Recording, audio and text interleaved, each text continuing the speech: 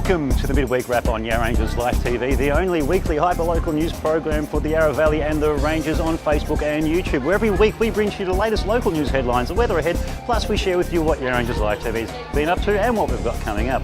This week it's a mini Midweek Wrap, and without further ado, here's the latest local news headlines presented by former Channel 9 and Channel 10 veteran journalist, now presenting the news for Yarra Ranges Live TV, Mr. Jim Brown.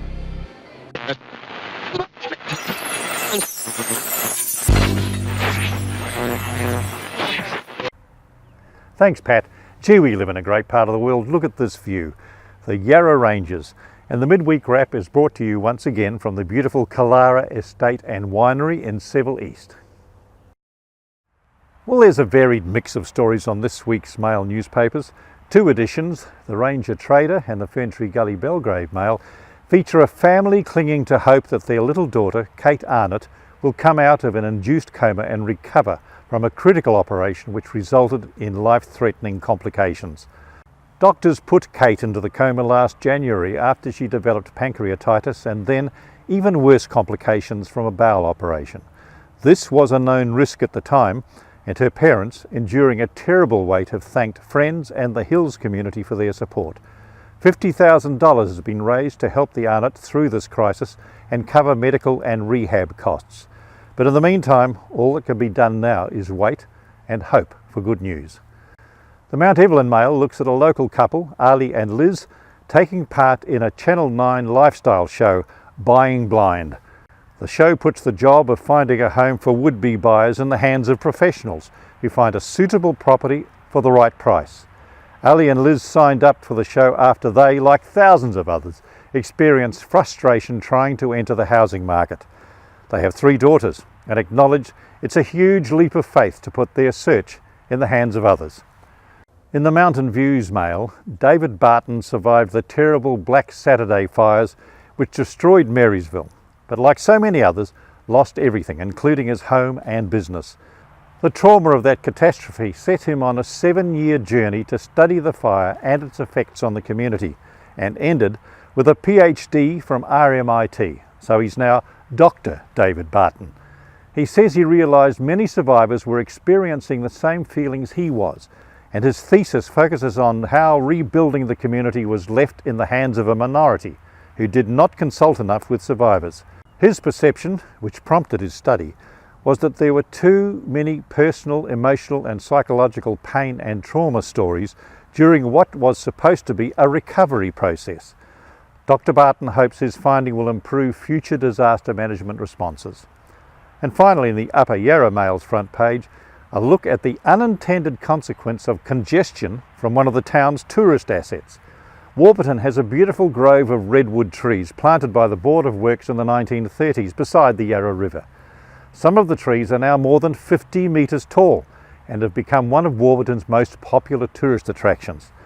The problem is that the roads and pedestrian access are inadequate for the visitors to the redwoods, and this has become a local controversy for Warburton, especially for residents living nearby.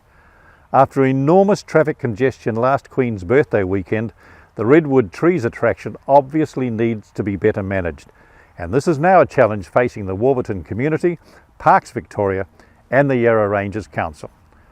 Well, that's all for this week's Midweek Wrap. Stand by now for the weather.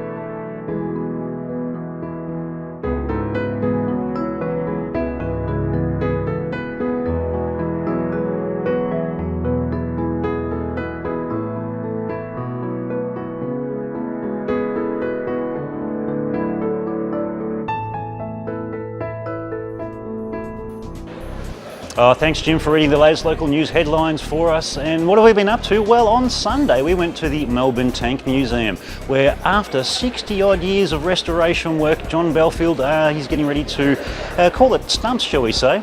And we had a fascinating interview with him and shared his story, so here's some highlights from that. John, thanks for joining us on Yarra Ranges Life TV. Oh, well, I'm very pleased to talk to you guys and look at the big crowd. It's amazing, yeah. It's a great open day down here today, of course, at the Melbourne Tank Museum in Narre Warren. I have restored over 100 vehicles in my time. They're not all here. A lot of them have moved on to new owners. I ran the museum full-time from 93 onwards for 12 years, and we sold up in 06 because we couldn't make money out of the museum. The building was empty, and but I did have a bit of stuff left out the back, and I went overseas, had a bit of spare money then after I'd sold up, and yeah, I bought a few things overseas and brought them back and painted them up and restored them a bit, and yeah, some of those are here, and yeah, look, I just love collecting and restoring. And it's been in your blood for over 60 odd years now. Yeah, that's right. Claire, now you're pretty much the manager of the museum at the moment, and the exciting news for our viewers is these pieces are all up for grabs. Yes, if anyone would like to put a tank in their front yard, come and see me for sure. And how can, of course, people find out and get in touch with you? So the Melbourne Tank Museum Facebook page, you can contact me through there, or my phone number is also listed on there. Just, get a hold of me and find out which vehicle you would like to take home. Fantastic. Look, guys, thank you so much for your time and your comments and sharing some of your fascinating story with us and our viewers on Yarra Ranges Live TV. John, we wish you all the best for the future, and to have a great race next weekend at Sandown in the Mustang. Yeah, well, thank you very much. I'm really blown away by the amount of people that are showing interest in the place. Pity they didn't do it 10 years ago.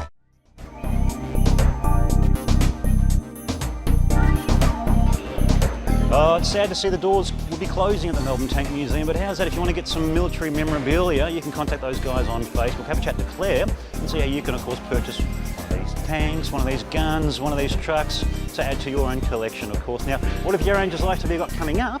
Next Saturday, it's of course the winter solstice, and we'll be at Belgrave, sharing of course a fantastic Belgrave Lantern Parade with you guys. So be sure to tune in when we go live. Be sure to like us and follow us to receive notifications whenever we go live. Of course, big thanks to everyone involved in this week's production.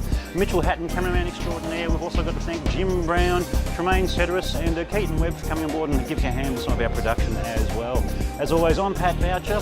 We're living, we're loving, and we're sharing life in the Yarra Ranges only on Yarra Ranges Life TV.